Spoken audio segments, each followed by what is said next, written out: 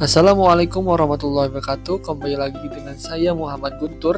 Pada kesempatan saat ini saya akan menjelaskan mengenai pemahaman saya terhadap nilai akuntabel dan juga kompeten. Kemudian refleksi diri dan juga unjuk tekad saya untuk menerapkan nilai akuntabel dan juga kompeten. Dari ketujuh nilai dasar yang harus dimiliki oleh ASN, di sini saya hanya akan menjelaskan dua nilai, yaitu akuntabel dan juga kompeten. Untuk lebih memahami mengenai nilai kompeten dan juga akuntabel, kita harus mengetahui pengertian dari kompeten dan akuntabel. Untuk kompeten itu sendiri dapat diartikan sebagai perpaduan aspek pengetahuan, keterampilan, dan sikap yang terindikasikan dalam kemampuan dan perilaku seseorang sesuai dengan tuntutan pekerjaan.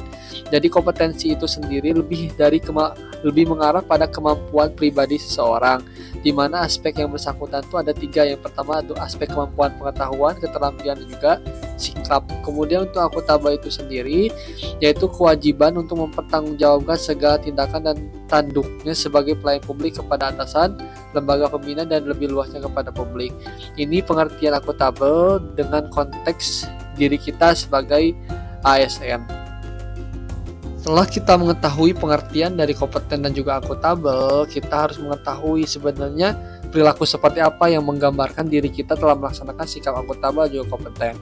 Yang pertama, akuntabel dapat ditandai dengan kita berperilaku jujur, bertanggung jawab, cermat, disiplin pada saat melaksanakan tugas, kemudian menggunakan barang milik negara dengan efektif dan juga efisien, serta tidak menyalahgunakan jabatan yang nanti kita miliki.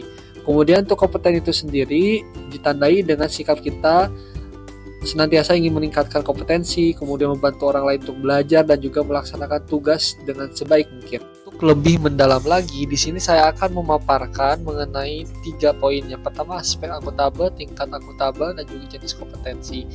Aspek akuntabel ada 4. Yang pertama, sebuah hubungan, kemudian akuntabilitas berorientasi pada hasil, kemudian membutuhkan laporan dan juga memperbaiki kinerja atau sifatnya memperbaiki kinerja. Kemudian untuk tingkatan akuntabel yang saling berhubungan. Yang pertama yaitu akuntabilitas itu dibentuk dari persona terlebih dahulu. Setelah persona membentuk akuntabilitas, maka terbentuk akuntabilitas individu, kemudian terbentuk kelompok. Kelompok apabila telah akuntabel, maka akan terbentuk akuntabilitas organisasi, dan yang terakhir akan terbentuk akuntabilitas stakeholder sebagai puncak dari tingkatan akuntabilitas. Kemudian untuk jenis kompetensi itu sendiri ada 3 yang harus kita kenali. Yang pertama itu kompetensi teknis, itu kaitannya dengan skill yang dimiliki atau pengalaman kerja yang dimiliki seseorang. Kemudian kompetensi manajerial yaitu kemampuan untuk mengatur atau memanage waktu, memanage orang, memanage suatu kelompok pekerjaan. Dan yang terakhir yaitu kompetensi sosial kultural, di mana itu kaitannya dengan wawasan kebangsaan seseorang, pemahaman seseorang terhadap budaya. Kita mengetahui seluk-beluk dari akuntabel dan juga kompeten. Selanjutnya, bagaimana cara mengembangkan sikap tersebut? Yang pertama itu ada hal yang menarik.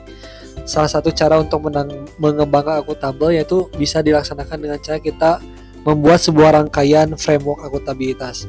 Di mana tahap pertama yaitu menentukan tujuan apa yang akan dilaksanakan, merencanakan cara yang digunakan untuk mencapai tujuan, kemudian melakukan implementasi dari cara tersebut dalam hasil pekerjaan kita. Kemudian dari hasil pekerjaan kita membuat laporan lengkap yang merupakan salah satu tanda dari sikap akuntabilitas.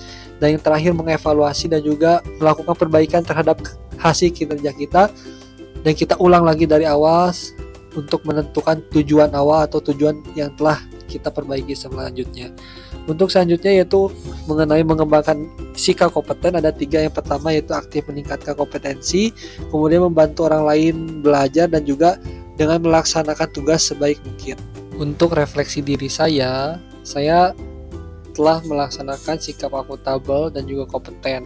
Yang pertama yaitu untuk sikap akuntabel, saya telah melakukan tugas atau melaksanakan tugas distance learning ini dengan tepat waktu dan juga disiplin. Kemudian untuk kompeten, saya terus mengikuti kegiatan untuk mengembangkan kompetensi sebagai CPNS ASN PUPR. Sebagai bentuk unjuk tekad saya untuk menerapkan nilai akuntabel dan juga kompeten, yang pertama yaitu saya akan menerapkan framework akuntabilitas dan kegiatan bekerja, kemudian mengikuti kegiatan pembelajaran dan pengembangan kompetensi diri, dan menjalani kerjasama belajar yang baik antara rekan kerja. Sekian paparan dari saya. Wassalamualaikum warahmatullahi wabarakatuh.